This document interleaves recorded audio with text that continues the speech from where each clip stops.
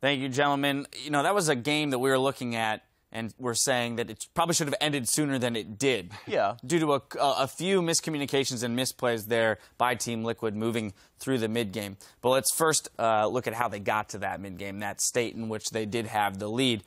Laning phase, we saw CS advantages pretty much across the board. Yeah. Yep. So, and in the jungle as well. It wasn't just all the lanes.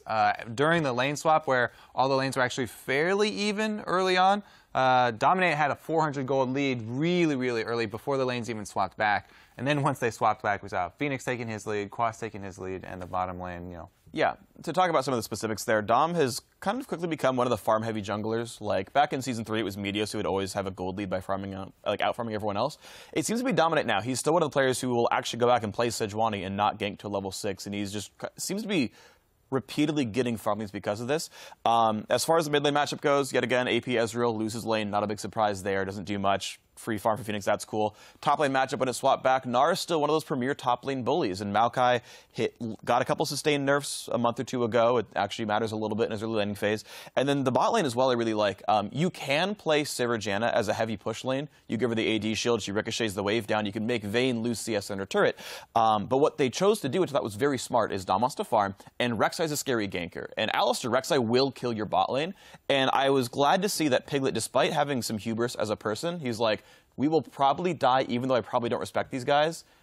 So I'm going to let it play safely and let us farm out. That's my proposed mindset for Piglet there. Was he played it defensively because it was the right choice, not just because he couldn't have played aggressively. All right, so Team Liquid played out the early game correctly. Now, where we saw that gold lead kind of balloon was in that one dragon fight where TDK had the dragon stolen away, but then decided to engage that fight entirely. Things just seemed to kind of fall apart from there. Yeah, I mean, they started the dragon when they have a poke comp with Ezreal. They were behind in gold. They had no reason to really start it. Both top laners had teleport, and they paid the price for it. In that specific fight, Ninja didn't do much damage at all. He got like one spell off because Phoenix was able to take him out in the fight. So you see really high damage numbers for poke champions pretty much across the board. Yeah. But the meaningful damage in the fights that matter, that's where, Phoenix really shines and Azir took over. Yeah, and it's a little bit disheartening to TDK. I was talking to Smoothie before the game. He said their week's worth of scrims were really good. They were feeling confident coming in.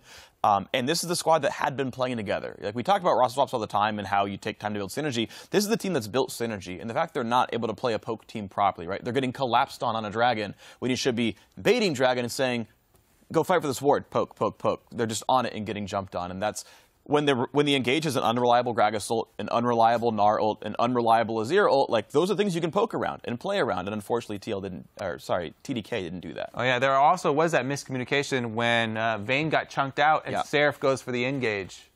That's just pretty much the nail on the top. So some miscommunications there for TDK, but some miscommunications on the side of Team Liquid as well, as we saw the one big fight that TDK was able to take under their own bottom inhib turret, Dominate, getting a little bit too ahead of himself and the rest of the team, going under the turret with that, with the Cinder Hulk to pull aggro.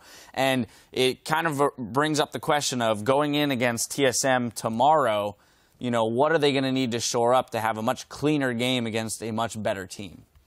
Be a bit more patient. Obviously, I think they disrespected the Ezreal damage because they never had a fight with Ezreal doing anything. And then, when you get Alistair comboed into Ezreal, that's actually a lot of damage. And if Ninja was approaching level 16, that's even more damage. And you have to respect the fact that even if you're up 10,000 gold, CC just negates that. So just be more smart about your fights. They obviously played very well. I think that was just a single unforced error right there. He knows that's not a good idea to go under turret and draw aggro like that. So, yeah. All right, well, yeah, they've got some time to discuss it and whether or not they need to make any changes before tomorrow. But when we come back in 3.5 minutes, Counterlogic Gaming will try to get their groove back when they take on Enemy Esports. Don't go anywhere. The action continues after this.